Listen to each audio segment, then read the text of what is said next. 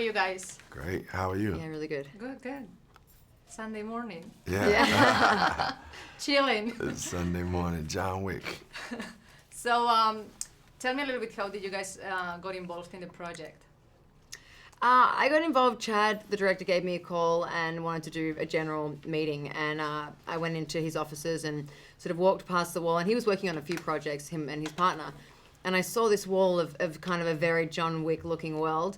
And there was a few pictures of me up there and this sort of some hipster guys, some suits. And I was like, this has got to be about John Wick. This has got to be. And I sat with him and he gave me the script and he said, take a look at this part and let me know what you think. And I was like, I didn't even really need to read the script. I was like, I love John Wick and I really appreciate what you do and let's make this work. So I went home with the script, called back and said, I'm in. Cool. Yeah. Well, my agent told me that I potentially could be up for a role in John Wick, the Chapter 2, and I was like, wow, okay. So I'd seen the first one, and I was like, man, the first one was really, really dope. I really loved it. So I was like, okay, I got on the phone with Chad, and I told him that I was like, man, I'm committed. I can be one of the great actors that does action too, man. I'm telling you, I just gave him my pitch, and at that point, I guess he was like, yeah, I think this is the right guy. And I was just really, really happy to be a part of it.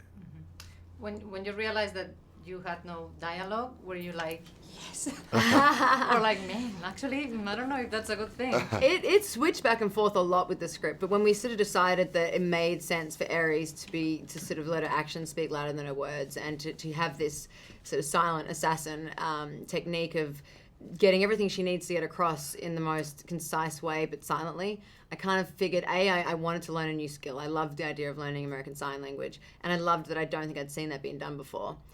So I wasn't kind of like, yes, because I knew that any dialogue I had was going to be harder than just saying it because I was going to have to learn a new language. Mm-hmm. But it was absolutely worth it for sure. Mm-hmm. Would you guys consider then being an actor makes you understand human relationships a little better and eventually make you a better person? Oh, for sure. I truly feel like one of the best gifts of acting is you really, just get in tune with who people are. You really learn about people and things that they go through. And also you examine yourself too, but in playing different characters, you experience certain things and you talk to people and do your research, but beyond that, just even as a character walking through a scene and dealing with certain emotions, you really start to understand people, and it just creates more compassion for individuals. So that's for me, that's one of my favorite things about being an actor. Mm-hmm. I think you stop seeing people at face value once you've read enough scripts and done enough films and seen enough really good cinema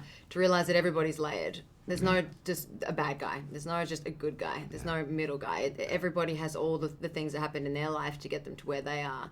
And you can relate to different things in almost every character. So I think when you realize that, you transfer that into the real world. Yeah. Mm-hmm. I read that you love animals, and you were part of the campaign of the No Fur campaign. I know that what you're wearing obviously is fake. Fur, yeah. And I've got my fake leather shoes on, my vegan shoes, yeah. Awesome. So, but I love animals, and I'm completely against fur. But it seems like it's coming back, and there's like all these young role models that are wearing fur constantly, and I wanted to say something because maybe they're like ignorant about it, how cruel the industry behind it is. It's a very, very cruel industry. I don't know how young people can be ignorant because they're attached to their cell phones. So it's not like back, when I was younger, I had to find a documentary, some magical way someone showed me, and I was like, oh my God, I'm never eating meat again. But now we have it all, at the tip of our, fingertips. So I think some of it is just, miseducation or not wanting to know. I know there's people that I've tried to show and they're like, I don't want to see that video. I don't want to see it. And I'm like, well, if you don't want to see the video, that's already saying you probably don't want to be wearing that on your back. Exactly. But I think that, that's why I love wearing faux fur. And some people sort of say, well, isn't that just advertising fur? And I'm like, no, what it's advertising is that there are alternatives to the same look, if that's what you're going for. And secondly, it's warm. People wear fur, sort of ideally, they say it's because of they're cold, especially in New York and in colder places. And it looks nice. It looks nice, and it is really warm. So I try to do that so that I can say, you can go and buy, if you want to be wearing fur and be warm, you can do that, but without hurting animals. Awesome, which is the bottom line, not hurting any animals. Yeah. Exactly. Yeah. All right.